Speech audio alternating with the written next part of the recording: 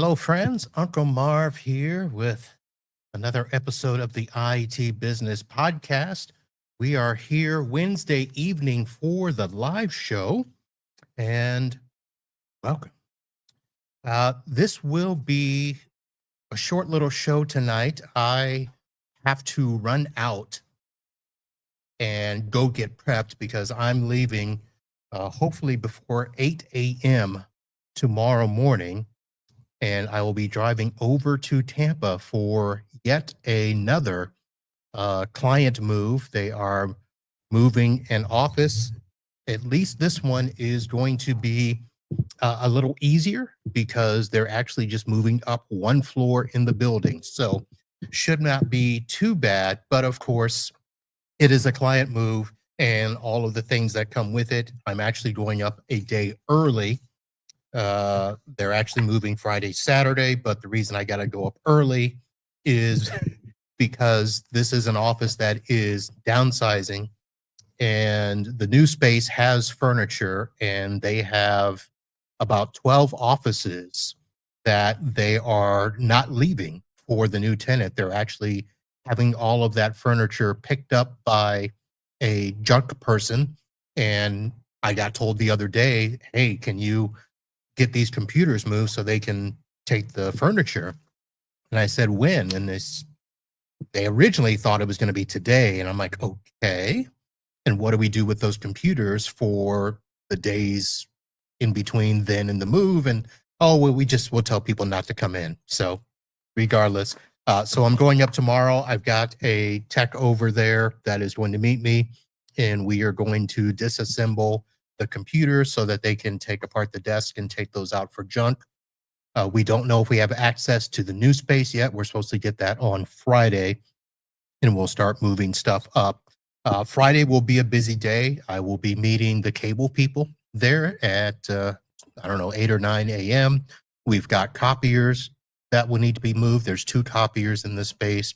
There is somebody that is coming to move a door access system, and that is on the network, and we have a computer in the server room that's tied to that, so we'll be doing that as well.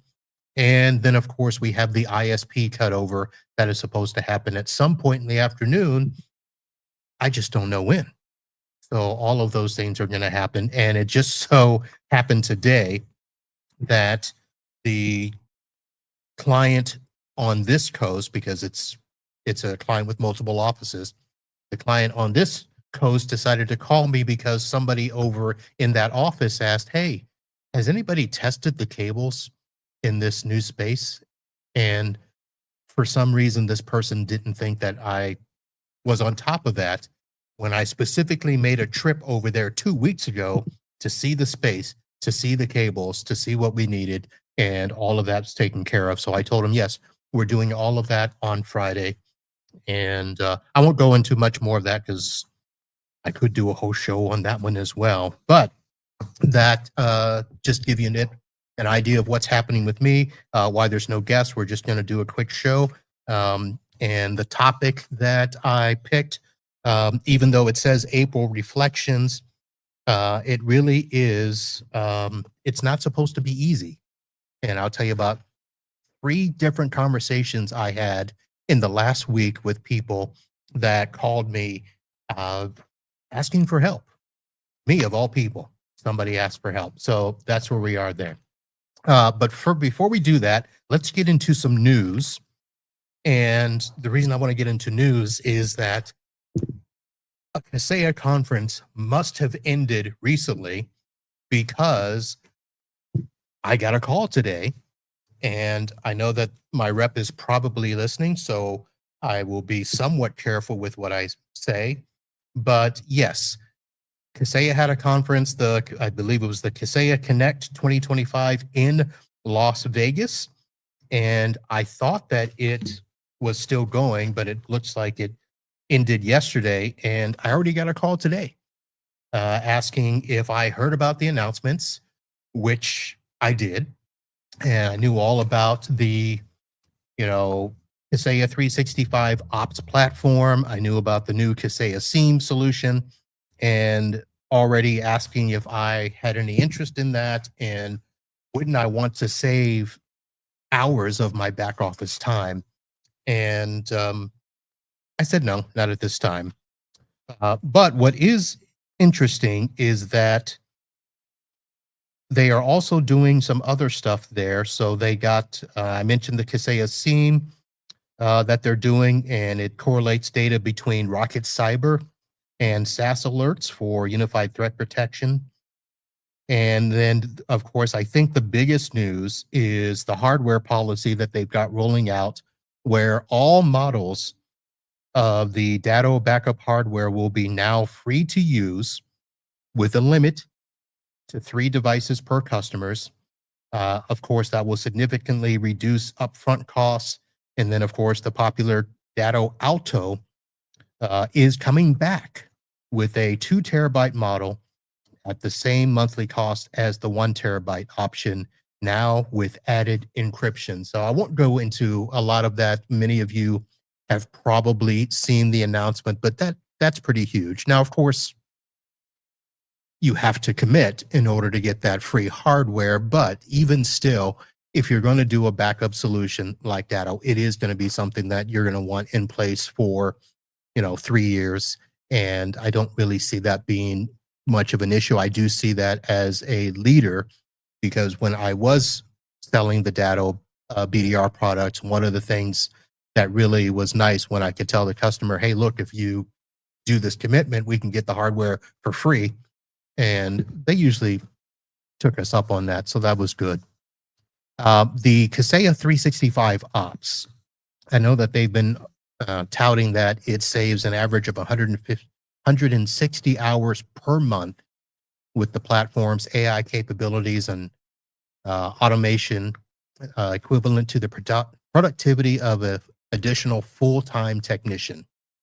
So we'll see how that goes. I'm sure there will be some discussions on that. I purposely did not go out to any forums today to look at that, as I knew that it's going to take a couple of days to digest.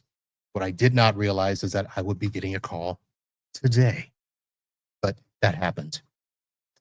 Let's see what else in news. ESET is integrating with Kaseya VSA X RMN.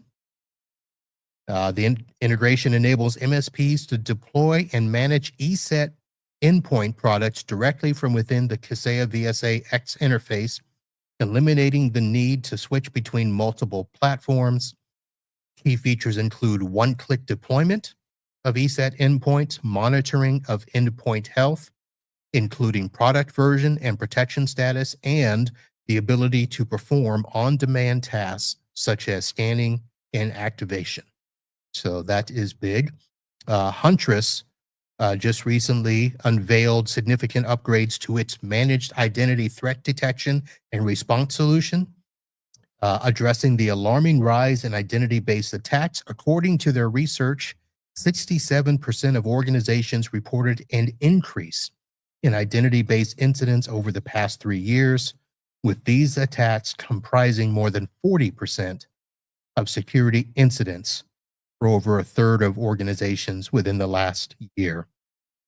And this enhanced solution offers 3 primary capabilities: rogue apps, which provides proactive protection against OAuth application threats; second, unwanted access, which detects unexpected login behaviors; and then shadow workflows, which monitors for malicious inbox rules. Huntress reports that their managed ITDR has already protected over 1.8 million identities and stopped 28,000 identity attacks in just 6 months. And finally, Syncro launches an XMM platform with Microsoft integration. And XMM is Extended Monitoring and Management. It is a unified platform that consolidates RMM, PSA, and Microsoft 365 multi-tenant management into a single integrated solution. This was developed through collaboration with Microsoft. XMM integrates with Microsoft Secure Score, Defender Antivirus, and Intra ID to provide MSPs with streamlined managed capability.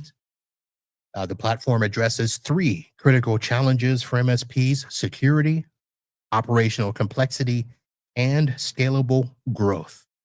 And just a bit of note, I believe on May 21st, I will have George Michael in, the CEO of Syncro. Did I say that wrong? I said George Mike. It's Michael George. Sure, he's heard that a lot. Michael George, the CEO of Syncro, will be joining us on the show here live May 21st. So we will obviously ask a lot more about that. And those are the short news stories. Those are the ones I thought that you guys should probably hear about. Of course, everybody's hearing about Kaseya.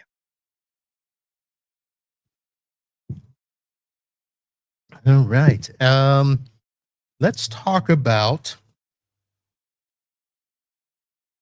this whole thing with it's not supposed to be easy. So I had 3 conversations.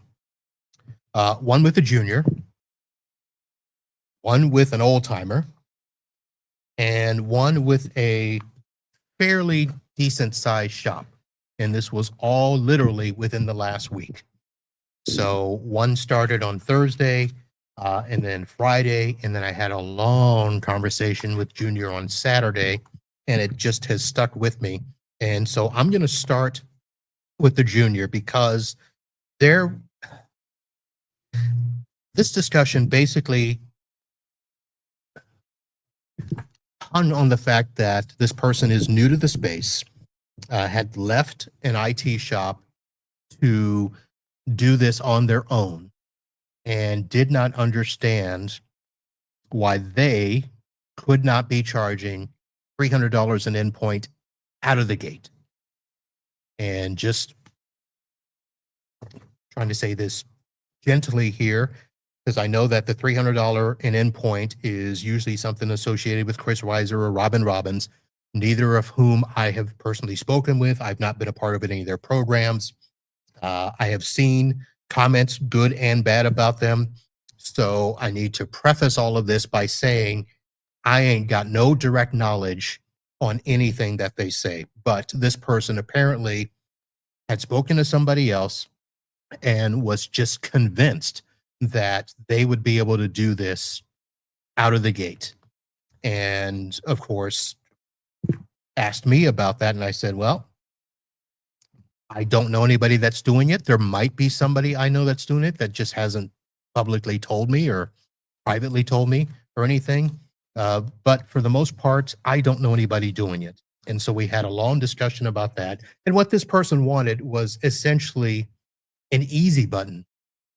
And his comment was, well, if I'm paying all these vendors to do the stuff for me, I should be able to do that. And that's where the value is. I got these vendors and I'm going to get, and he listed off some stuff. I'm not going to go into the person's stack, but my discussion with him was, okay, let's first start with who are your clients now and what are you doing for them? And he basically complained that he had a few clients and they were small businesses and they were unwilling to spend the money because they just didn't see the value. And we dug deeper and deeper into it. And come to find out, this person got those clients by undercutting their previous provider.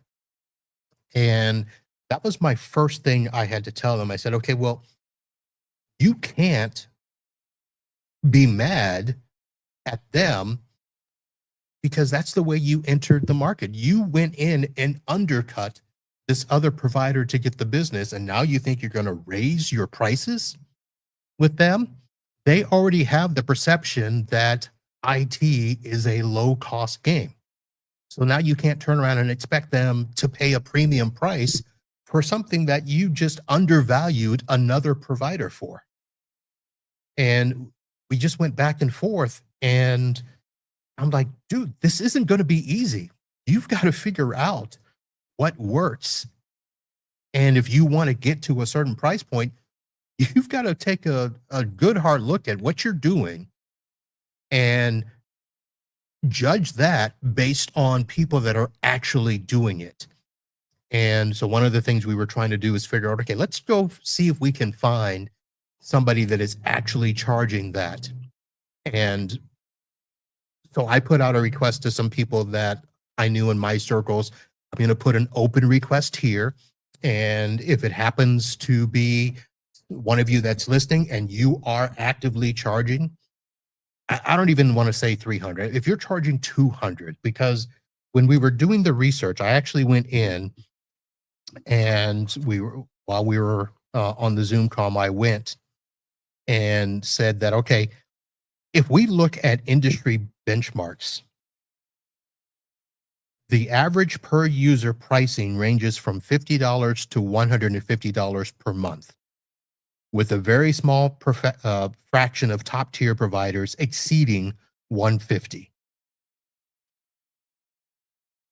And the critical issue is in client perceptions. And did I keep the notes here on? No, I did not. So I do have citations that if I remember, if I have time to go back and put those in, but this was, I don't remember if this was from last year or whenever this current survey was, but the critical issue lies in client perception. 75% of small businesses believe their current MSP provider already provides adequate cybersecurity.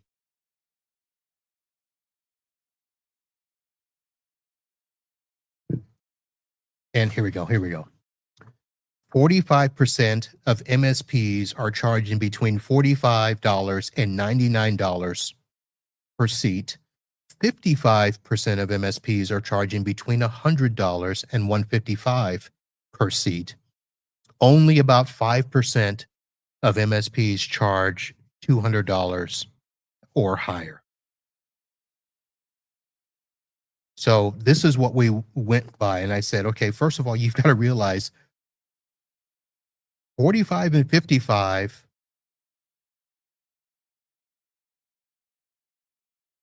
Okay, that can't be right because 45 and 55 is 100, but then you add 5%, it can't be 105%. So I do have to go back and look at these numbers. So there must be fractions in there and stuff. But basically, let's look at it. 5% of MSPs are charging $200 and higher. The bulk of us are charging between 45 and 155. And that probably is in line with what I know most people to be. I'm in an area where I'll throw some honesty out there. I'm trying to get to 115. And I'm not there yet. I'm really at, I think the number was 83. So hang on, it was 91. So my average across my clients comes out to $91, but I'm also charging a per user cost and a per device cost. So it kind of fluctuates. So that was part of it. But there was a whole other discussion we had about the fact that this person wanted an easy button. He wanted vendors to do the work for him. And I said, yeah, if you want to pay a premium, some do, but most won't. You've got to deal with this disconnect between pricing and client expectations. We had to talk about the key cost drivers because one of the reasons that there was an issue is because labor costs are a big part of the issue there. So one, you got to cover that. Let's see. So key cost drivers. So this was a thing I got where the typical cost to support 1,000 users should be 2 to 3 dedicated technicians with fully burdened labor costs averaging $85 to $120 an hour. Tooling, advanced security stacks with EDR, SIEM, vulnerability scanning, blah, blah, blah, adds $15 to $30 per user per month. Compliance frameworks, 20 to 40%. MSPs operating below $10,000 a month in recurring revenue often lack the scale to absorb these costs. There was a whole bunch of other stuff we looked at, but the bottom line is, this person was just thinking that it would be easy. And I said, no, it's not. You've got to go figure stuff out. There was also the complaint about getting clients and why clients don't understand. Part of that's education. We've got to help educate clients where the landscape is today. The other part that he had was he was just trying to do everything with, website SEO, stuff like that. And I said, yeah, that probably will work to some degree, but in your early stages, in my opinion, this person needs to get out and network. He needs to get out and meet people, uh, tell people what he does, show people what he does. He's not at a point where he's going to hire a salesperson to go out there and sell for him.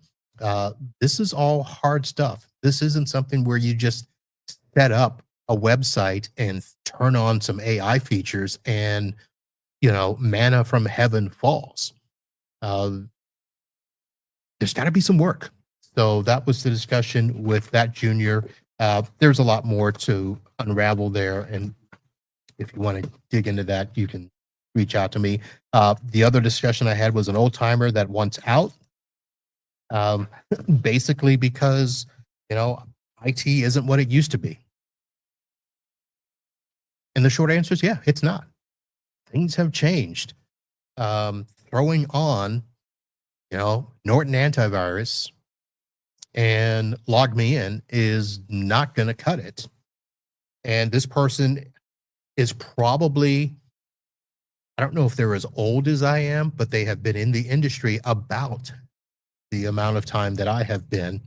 And back when the days where you went on site to do everything and there was no cloud, and the fact that, you're not competing, we're not competing just locally anymore. We are in a global market, even within our own managed services space locally. There are lots of companies that are coming after our clients that are touting remote support, and they'll do it at a fraction of the cost. And then they will have relationships with, national boots on the ground organizations. So if somebody needs to go on site, yeah, they'll have somebody, or they'll do a partnership like some of the groups do where, you can reach out and find other providers, other MSPs in the area that would do the boots on the ground for you. This person was basically stuck in their ways. I just want to do IT the way I used to do it. I want to, have those one-on-one conversations. But the short answer there is the market has changed. I have seen it. I'm dealing with it now. My clients are aging out. I've got a client that will be retiring in just a few minutes. My second largest client, the managing partner, is on his way out, and I will have to deal with a new set of people. They've been a part of the organization for a long time. I don't feel like there's going to be any major changes, but these people are younger and they want all the bells and whistles.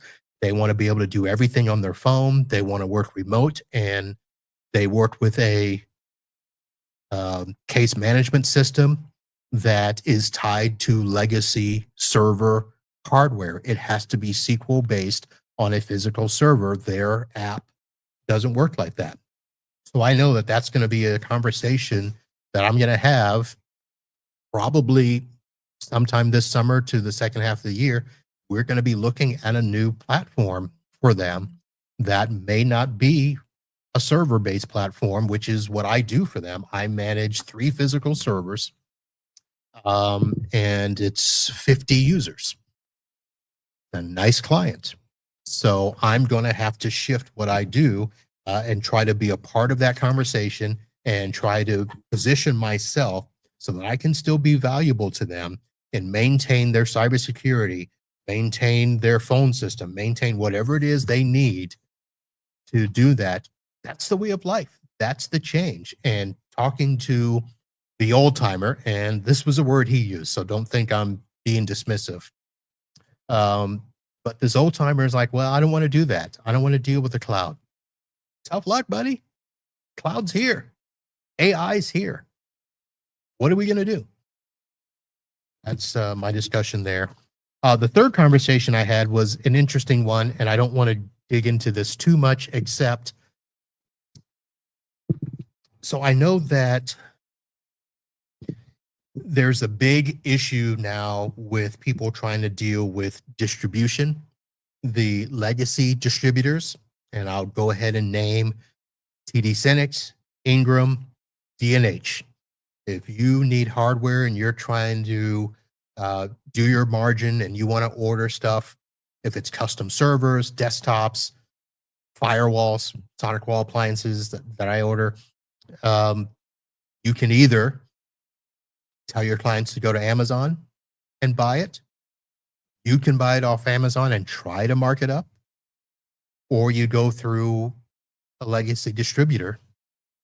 And I know that there are other distributing companies out there that are trying to be in between the disties and us. But I know that a lot of the people that sell stuff on Amazon are actually selling through our distributors, because when I've ordered stuff from Amazon and I open up the packaging, it's the same packing sheet that I get when I send something to a client. So we know that there's a whole bunch of stuff out there.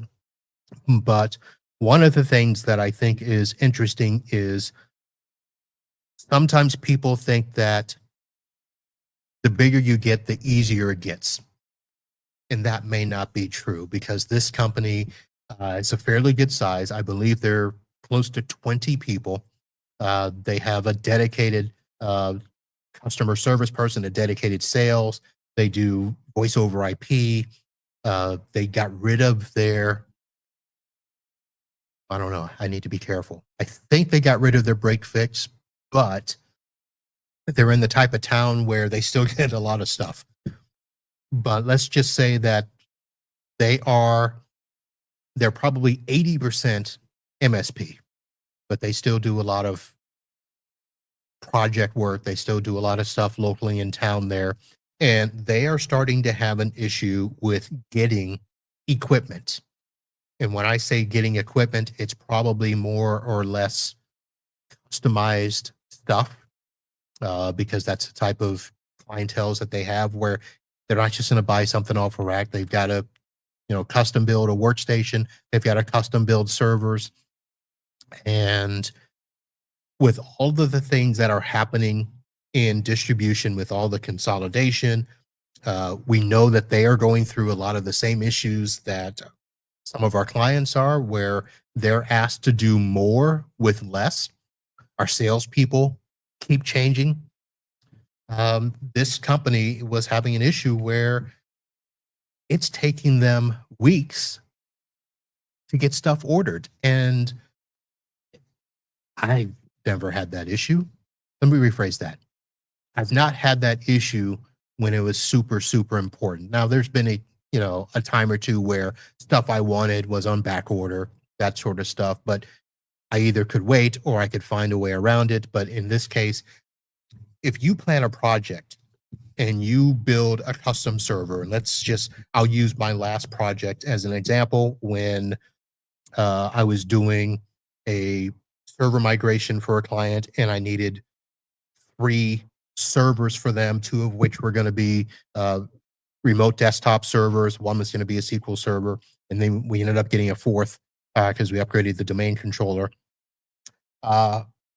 The pricing and availability of my regular HP servers was just not cutting it. I could not find all of the parts I needed amongst the 3 distributors. I purchased from all 3, so I'm not singling anybody out. TD Synnex, D&H, and Ingram. Those are my 3. But I was trying to get HP servers. I have been getting HP servers for years. I believe my first HP server was purchased in 2005. So just to give you an idea. HP Proliant. And by the way, I got a call from them today. But I'll digress. The server that I could get for them was like 40 grand before I added the software, the licenses, and all of that stuff. That was not going to work for the client, especially when we were ordering 3. So I ended up calling a friend of mine who has a relationship with one of the custom server builders, in a sense, a super micro server.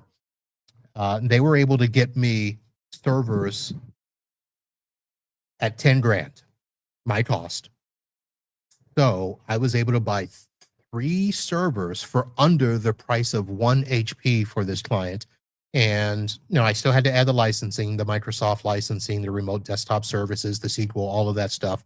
I mean, it was still expensive for the client, but that was the closest issue that I had run into, where the customer had a timeline when they wanted to get these upgraded, and I had to meet that, and I wasn't going to meet it either by cost or by time if I had gone the traditional HP route through my distributors.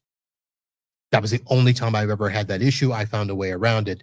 The person that called me from the shop, we didn't get too much into that, but they're running into, a lot of times they've got customers that are mad because they're not getting their parts, their servers, their stuff.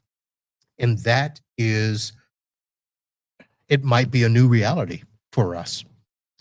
And this was before tariffs. So before you start making comments about, oh, tariffs, this was even before the tariff situation, before these supposed high costs and the supply chain and things of that nature. So I say that to say this, because I know that people talk about, not wanting to deal with inventory, or just telling the customer what you want as opposed to what they want, doing all of these things. Hello, Mr. Solomon. Thank you for joining. Life doesn't get easier just because you get bigger. You have different problems. So this whole idea that, well, once I get to a certain size, I'll be fine. You might be in some areas, but remember, you've got new issues to deal with. And we've talked about this many times in some of the peer groups that I've been in, and some of the conferences. I know some large MSPs that are like, man, I just want to go back to when it was just me.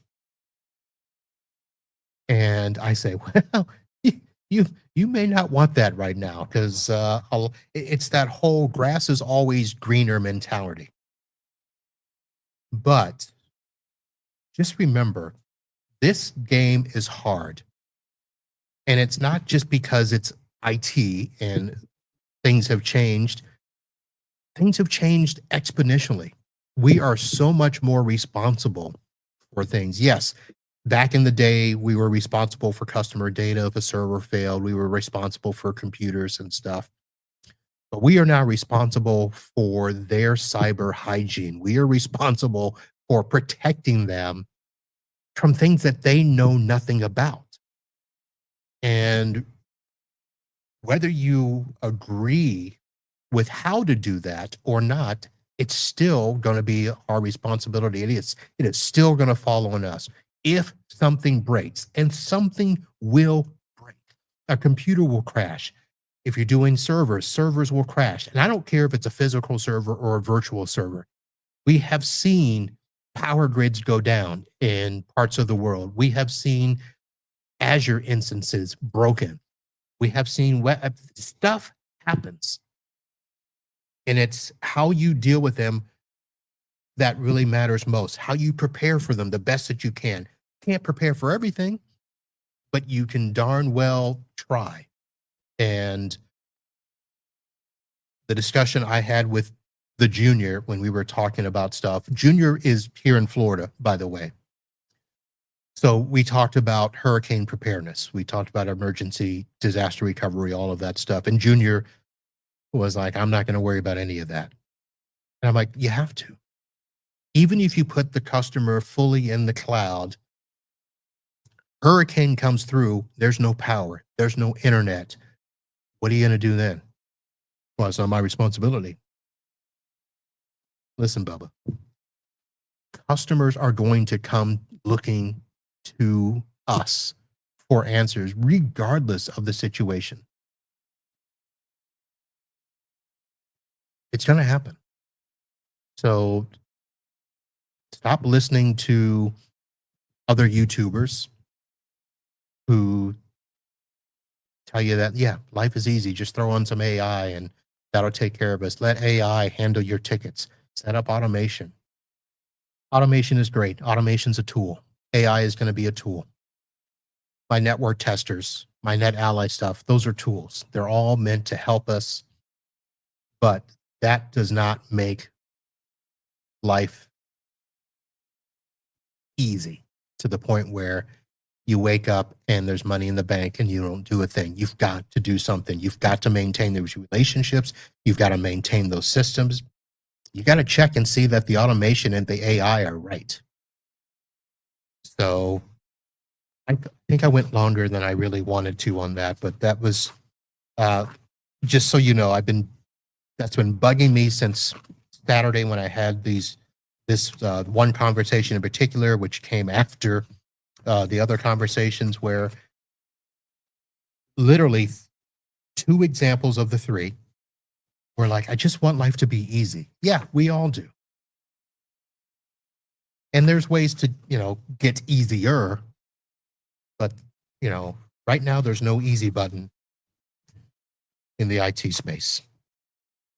All right, let's get on to Florida Man here. And I'm actually going to give you 2 Florida Man stories tonight. A Florida Man story and a Florida woman story. So let's start with a 63-year-old Palm Coast man that is straight up 95. Can't remember before or after Daytona Beach. Matthew Hunter was arrested in Flagler County after allegedly attempting to break into a woman's home while completely naked, a case that has earned him the nickname the Birthday Suit Bandit. So this incident occurred shortly after midnight on Saturday, April 26th. The victim, a woman who is Hunter's neighbor, called 911 after hearing what sounded like a knife attempting to cut through the lock on her front door. According to the arrest report, Hunter was seen through the front window, yelling that he was going to enter and demanding the woman open the door. Deputies arrived to find Hunter walking away from the residence, still naked. They observed gouges and damages on the door frame and molding consistent with an attempted break-in. So he was charged with attempted burglary, exposure of sexual organs, and criminal mischief. And he was booked into the Flagler County Jail and later released on a $12,000 bond. Now, here's the kicker. Deputies spoke with Hunter's wife, who reported that her husband had been drinking heavily and was taking psychiatric medication. She expressed fear of him and was unaware he had left their home that night. Sheriff Rick Staley commented on the unusual nature of the incident, stating, "Attempting to break into a home without your britches is not an encounter you want to have with law enforcement. Doing so is bound to land you in the Green Roof Inn or dead by a homeowner protecting themselves from a lunatic." So that is story number 1. Story number 2. A Central Florida woman, Kimberly Shopper, age 52, was arrested after police discovered she was selling human bones in her Orange County curio shop named Wicked Wonderland. Now, this has been an investigation that began in December of 2023 when police received a tip that the shop was advertising human bones for sale on the Facebook Marketplace, complete with pricing details.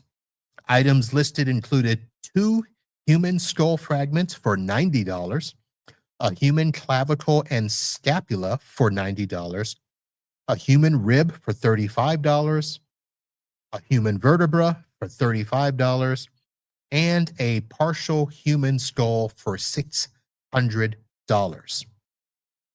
Shopper and her co-owner, Ashley Lelisi, told police they had been selling bones for years and claimed that they were unaware that it was illegal in the state of Florida.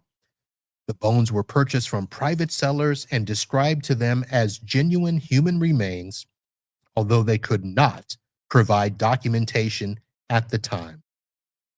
Shopper later asserted that the bones were educational models, which she believed would make their sale permissible under state law. So, police seized several bone fragments as evidence, which forensic experts determined likely came from two individuals, one of possible archaeological origin and another from an anatomical model. I don't know what that means. But some of the bones were found to be over 100 years old, with one fragment possibly dating back more than 500 years. So that tells me these ladies were robbing graves. So Shopper was charged with the purchase or sale of human organs and tissue, a second-degree felony in Florida.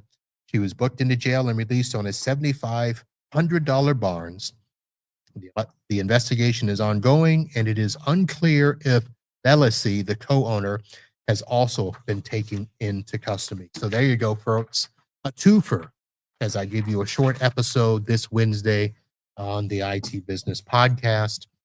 So thank you all. Man, I'm sorry. I just kind of interesting. Matt Solomon hopping on the show tonight. Thank you very much, sir. As per usual, thank you all for dropping in. And let me just quickly shout out to my sponsors here. NetAlly, fast, reliable network testing. They are the presenting sponsor for the show. I appreciate everything they do, giving me great tools and stuff.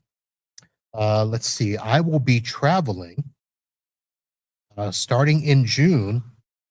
I will be headed to the IT Nation the first week of June, and then PAX 8 Beyond the week after that. I've already spoken to some people there. They've got the podcast stuff ready to go for all of those.